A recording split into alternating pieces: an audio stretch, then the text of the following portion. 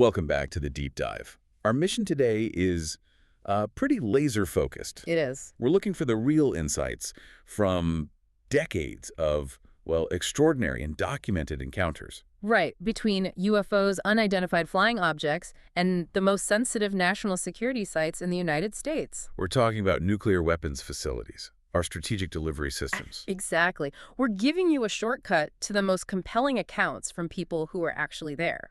So we're unpacking sources that are built on first-hand testimony. And from some very credible people, retired U.S. Air Force personnel, launch officers, security guards, you name it. People who reported specific instances of, let's call it aerial interference, at these major nuclear sites. And this spans a huge period from the late 1940s all the way to the mid-1990s. What I think elevates this material right away is the consistency, the credibility of the witnesses. Oh, absolutely. I mean, these sources, they rely on interviews with veterans who had critical roles at ICBM sites, places like Malmstrom, F.E. Warren. These are people with top-level security clearances.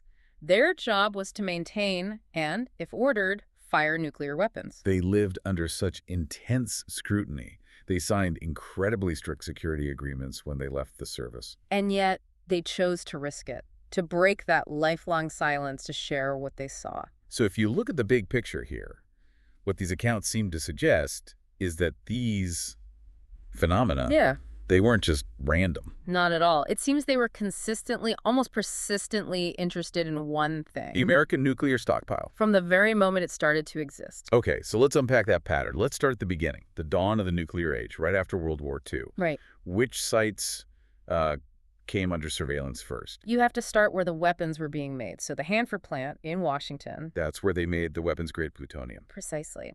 And as early as May 1949, a silvery disc-shaped object was seen just hovering directly over the plant. So this wasn't subtle. I mean, this was a major security breach. A huge one. And the military's response shows they knew it wasn't a weather balloon. They scrambled an F-82 fighter to intercept it. They did. But the object, the UFO, it just left the area at a speed that was, well, it was faster than any aircraft they had at the time. And the military's own report mentioned flying saucers. They did, in a classified report, yes. And this wasn't a one-off event. The surveillance continued. There were repeated sightings over 15,000 feet near Hanford. So this eventually forced other agencies to get involved. It did. By August of 1950, you have the FBI and the Atomic Energy Commission involved because, simply put, the Air Force couldn't catch them. And at the same time, down in New Mexico, At White Sands Proving Ground, where the U.S. was developing its rocket programs, we see the same pattern of just impossible flight characteristics. absolutely. White Sands really proved it. These objects could fly way beyond the fastest jet, and they could execute these maneuvers. Like instantaneous changes in direction. Exactly. Turns that would literally crush any human pilot and probably tear apart a conventional aircraft from the G-forces alone.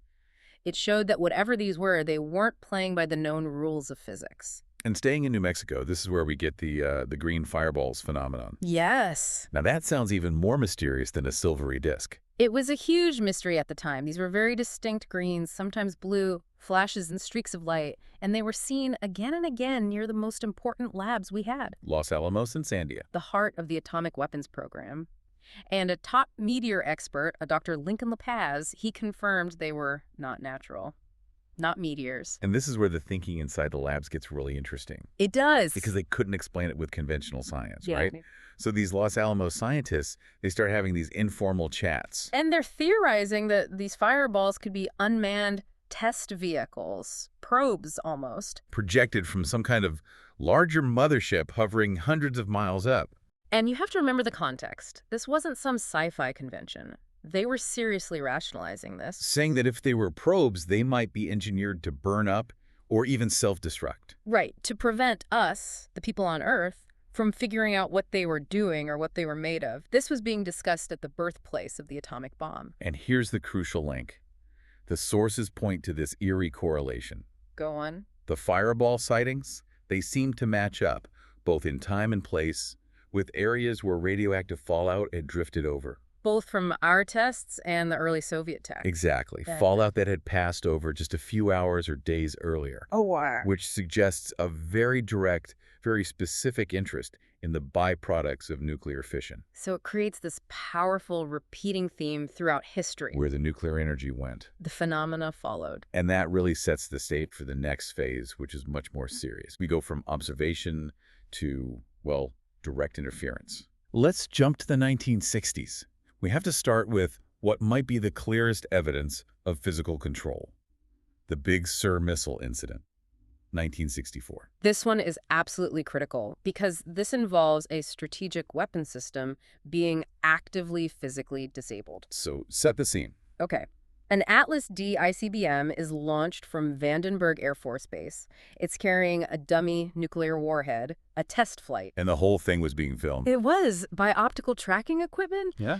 And according to the witnesses, the footage was just damning. The main witness being Lieutenant Dr. Robert Jacobs, right? He was the one filming it. He was, along with a Major Dr. Florenz Mansman, who ordered the film to be viewed in a restricted setting. And they both confirmed the same sequence of events. Yes. A disc-shaped UFO approaches the warhead while it's in flight, high above the atmosphere. And then what? It emits 4 bright flashes of light right at the warhead, the re-entry vehicle. And the warhead just stops working. It instantly starts to tumble out of control. It falls into the Pacific, hundreds of miles short of its intended target. Okay, that's not a malfunction. No. That is an outside force showing it can neutralize a nuclear delivery system in the middle of its flight. Precisely. And Mansman confirmed the film was immediately classified, it was confiscated by government agents, and the whole incident was declared top secret. For the U.S. military, I mean, that's an admission of a potential strategic vulnerability. A huge one, a vulnerability to an outside force that can shut down your most powerful weapons whenever it wants. And that vulnerability, that terror, it becomes even more real 3 years later. Malmstrom Air Force Base, March 1967. And this wasn't just one missile. This was a mass shutdown of live operational nuclear missiles. It was. It starts with a security guard. He reports a glowing red disc-shaped UFO just hovering right outside the front gate of a launch control facility. And then, almost immediately, simultaneously, 6 to 8 Minuteman missiles in that facility suddenly go into what's called a no-go condition. They're inoperable, a massive instant system failure across the board. The sources say one of the guards who got too close to the object was actually injured. He was. Injured and evacuated by helicopter. So this wasn't just passive observation. There was a physical, dangerous interaction. What did the maintenance teams find when they went in to fix the missiles?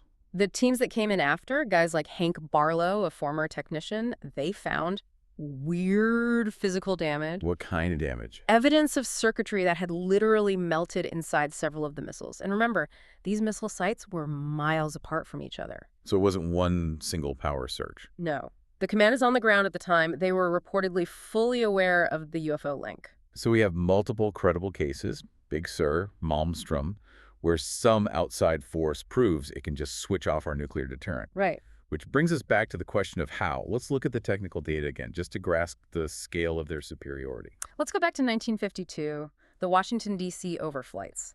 The data there is just unambiguous. Okay. Air traffic controllers confirmed radar targets traveling at 7,000 miles per hour. 7,000. For context, what was our fastest jet at the time? Maybe 700 miles per hour.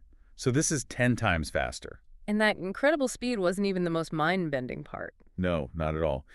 The crucial detail, the one that breaks physics as we knew it, is that these radar targets performed instantaneous 90-degree and 180-degree turns. Which shouldn't be possible. The chief air traffic controller, Harry Barnes, confirmed it.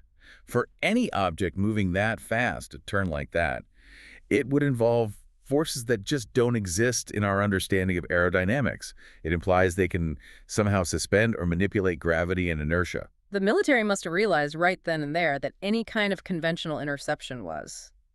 It was just physically impossible. Absolutely. And this interference wasn't just limited to the missile bases. It extended to the testing of our biggest nuclear bombs. You're talking about the H-bomb tests in the Pacific. Exactly. During Operation Ivy in 1952, this was the test for the first hydrogen bomb, the Mike shot the ship responsible for sending the detonation signal, the USS Estes. That's the one. It suffered a complete, total power blackout right before the blast. And that failure caused a measurable timing error in the detonation. And it happened again. A couple of years later, in 1954, just before the massive Bravo shot, Navy veterans on the Estes reported a total radio blackout that lasted for hours. What was the official reason? They were forced to attribute it to sunspots, but the flagship vessel, critical to the test, was electronically crippled at the most important moment. It's just a consistent pattern. Physical disruption at the most strategically sensitive times. It points to some advanced control over energy, electromagnetism, something. Something we don't have. And the official response to all of this, from Hanford to Malmstrom, was always the same. Secrecy. Total secrecy. The command was often, nobody saw nothing. Backed up with the threat of severe interrogation if you talked. What was the human cost of that silence for these veterans? You know, for them, the secrecy wasn't just a piece of paper they signed. It was a lifetime burden. Many were ridiculed, or they feared they were being tested for security violations, even decades later if they told a friend or family member. These were serious, professional people. Highly professional. And they were forced to carry this profound secret that just contradicted everything they'd been told about reality and national security.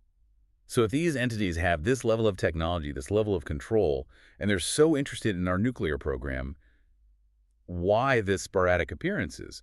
Why not just land on the White House lawn and make their demands? And that leads us right into the non-hostile theories that the source material proposes. It's an attempt to rationalize this behavior. Yeah, what's the first one? It's called the gradual unveiling. The idea here is that all these sporadic appearances, letting themselves be tracked on radar, it might be a long-term strategy. A strategy to do what? To slowly, very slowly, acquaint humanity with their existence over many decades.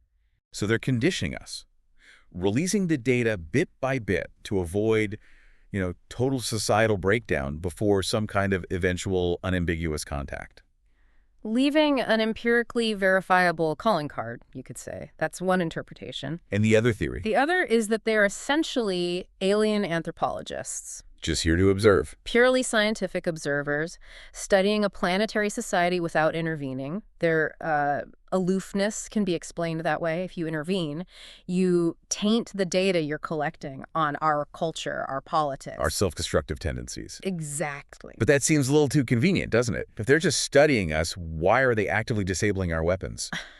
An anthropologist doesn't go in and smash the tribe's spears. And that is the tension right at the heart of it. And it reinforces what seems to be the ultimate conclusion from all this collective testimony. Which is? The activity suggests they are determined to send a very specific message to our military strategists.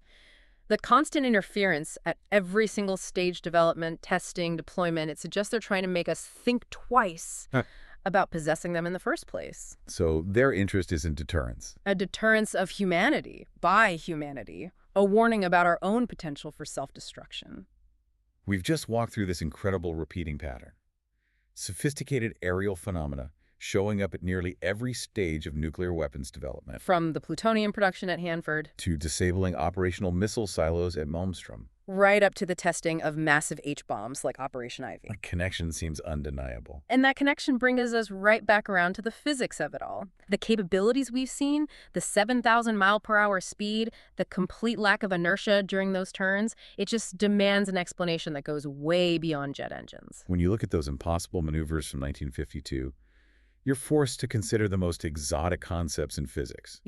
Things like manipulating the very fabric of space-time itself. Exactly.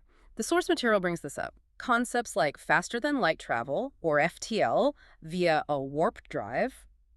It's now being considered theoretically possible by some very serious scientists. Where you're not flying through space, but you're manipulating space-time around the ship. Contracting it in front, expanding it behind, so the ship effectively surfs on a wave of space-time. So the mystery of these objects might not be solved by building a better rocket engine. No. It might be solved by applying these incredibly exotic, but maybe not impossible, concepts of physics. The objects we've been talking about today might just be a technology we haven't mastered yet. And that's the final profound thought, isn't it? I think so. If an advanced civilization is capable of manipulating the geometry of space just to travel, then they would certainly be capable of manipulating the energy fields needed to disable a Minuteman missile from a few hundred yards away. You have to consider what a mastery of space-time really implies about a mastery of everything else.